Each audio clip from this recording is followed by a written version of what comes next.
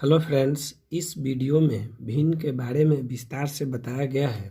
जैसे भिन्न किसे कहते हैं, भिन्न का निर्माण किस प्रकार हुआ है और भिन्न कितने प्रकार के होते हैं, यह सभी चीज़ इस वीडियो में बताया गया है। यह बहुत ही इम्पोर्टेंट टॉपिक है।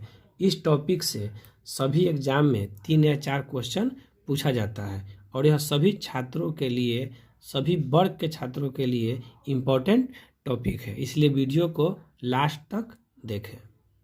अब भिन्न का परिभाषा जानते हैं। भिन्न का परिभाषा होता है, यदि कोई भी संख्या हो p/q के रूप में यदि लिखा हो तो उसे हम भिन्न संख्या कह सकते हैं, जहां q का मान जो है वह 0 नहीं होगा।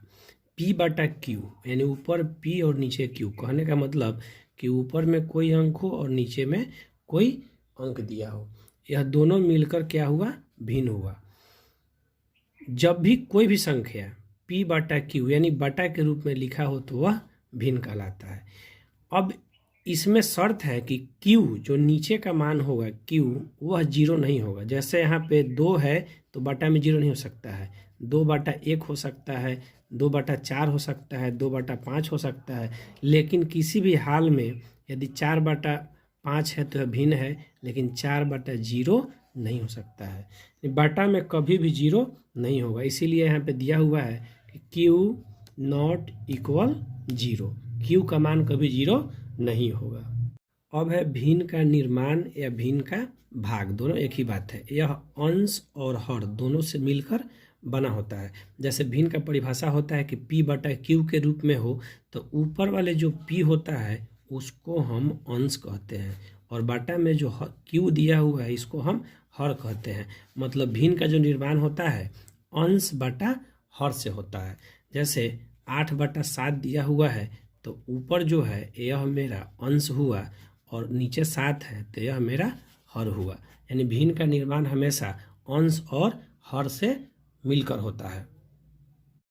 अब हम भिन्न का प्रकार जानते हैं। भिन्न निम्न प्रकार का होता है, यह ध्यान रखना है, भिन्न निम्न प्रकार का होता है, लेकिन मुख्य रूप से 3 ही होता है।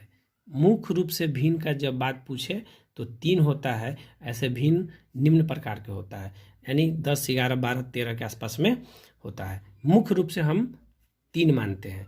अब आगे इसको हम देखते हैं। मुख्य रूप से 3 भिन्न जो है वह नंबर 1 है उचित या सम भिन्न।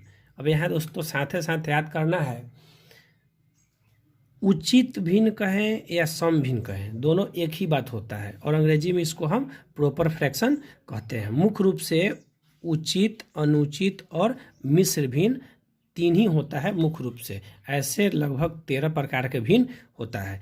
तो अब देखना है, उचित को सम भिन्न भी कहा जाता है। दूसरा होता है अनुचित, इसको विषम भिन्न कहा जाता है, इसको इम्प्रॉपर फ्रैक्शन कहते हैं।